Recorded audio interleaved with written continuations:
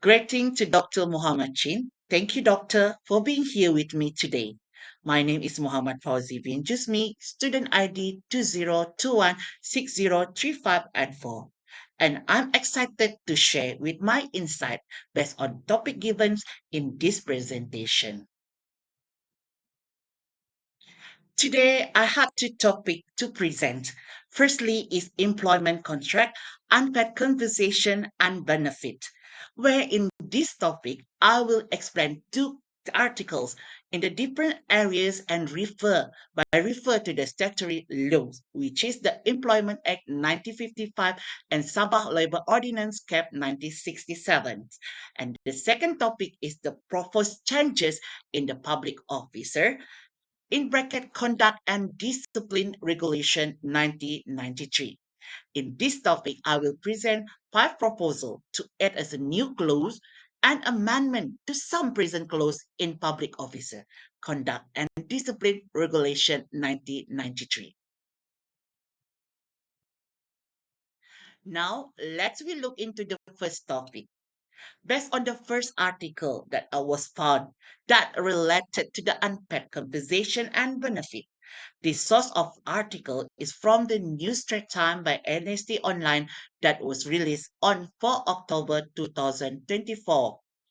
The key issue in this article is a total of 57 security guards in Nilai demand today former employers to settle in 12 days were unpaid wages and claim amounting to 4,000 ringgit Malaysia of each where the violation was occurred. The employer was found to pay the wages and claim to employers according to the salary payment time guideline that had been set by the law. Based on this issue in this article, the Employment Act 1955 is applies because the case occur in within the Peninsula Malaysia.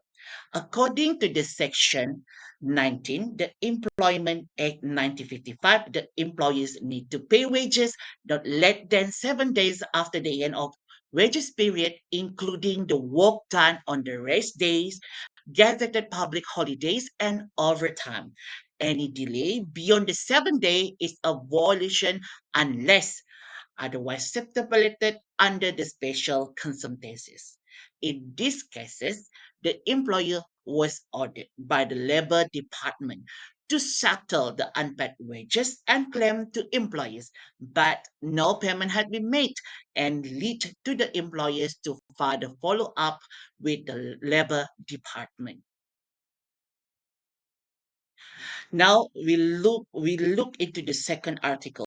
The source of the second article is from the Star that released on 31 August 2023.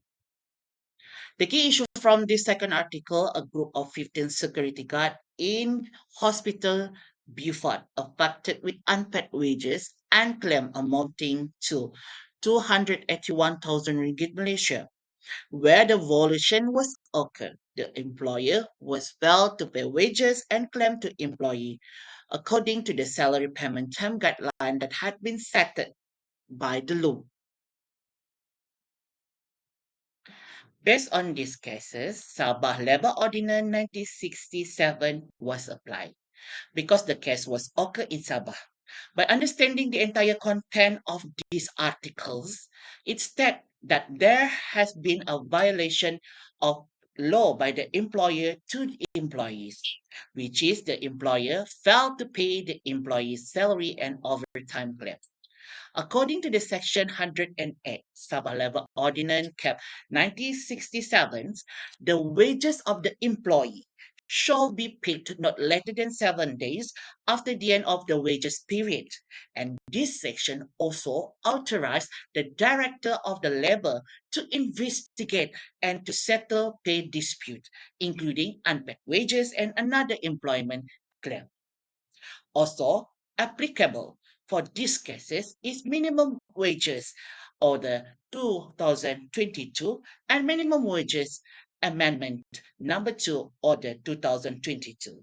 Minimum wages was gazetted to 100 2,500 ringgit Malaysia according to the schedule and the condition that had been set in this order. Now, let's move into the second topic. In this topic, I will be proposed Improvement and Amendment Act in Public Officer in bracket Conduct and Discipline Regulation 1993.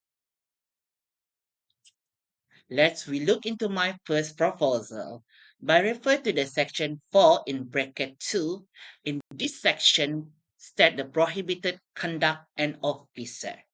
Based on this section, I propose the addition of the new clause where the prohibition of the dissemination of important information in service, whether using a technology medium or otherwise.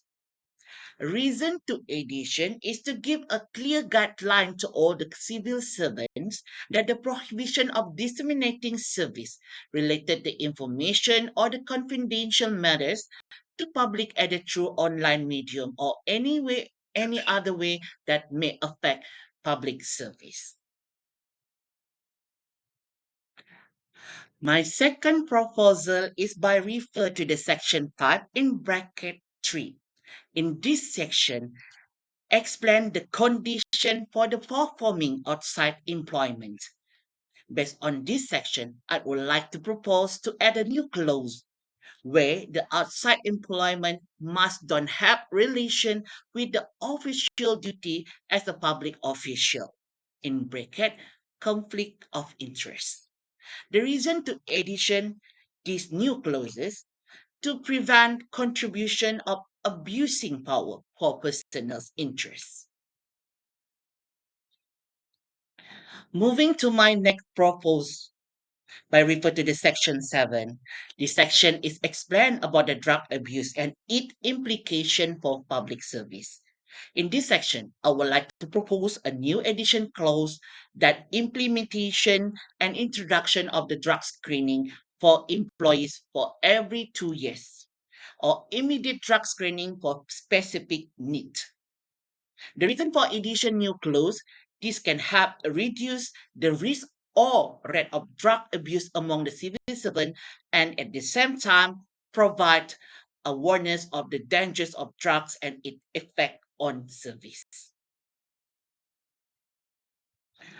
My fourth proposals by refer to the section 41 in bracket 1 in bracket C.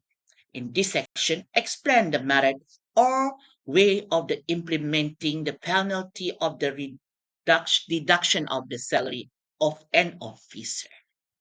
Based on the explanation of this section, I would like to propose an amendment to section 41 in bracket 1C, that is the penalty of the period of the salary deduction is reduced to the 6 months if the officer receiving the penalty show the good performance and contribute to field of work.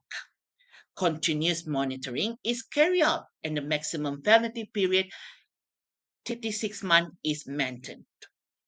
This amendment is made to give the opportunities to employees who show the seriousness in improving the quality of service and to give the chance to comply with the rules and the regulation as a civil servant.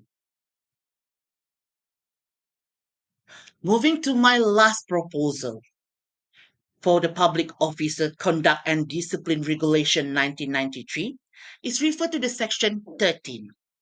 In this section, deal with the implication of the serious indebtedness of the public officer may affect the reputation of the public service and discipline action may be taken for the officer involved.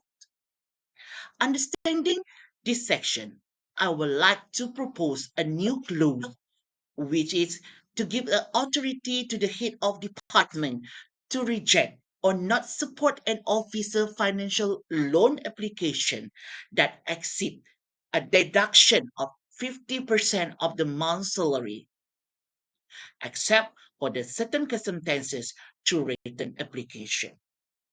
With this existing of this new clause can control serious indebtedness among the public officials. As a conclusion for two topics covered in this presentation, we need to know the right as employees and the right as an employers based on the Employment Act 1955 and Sabah Labor Ordinance Cap 1967. Besides that, we have to understand the impact of the violating the law or the regulation that have been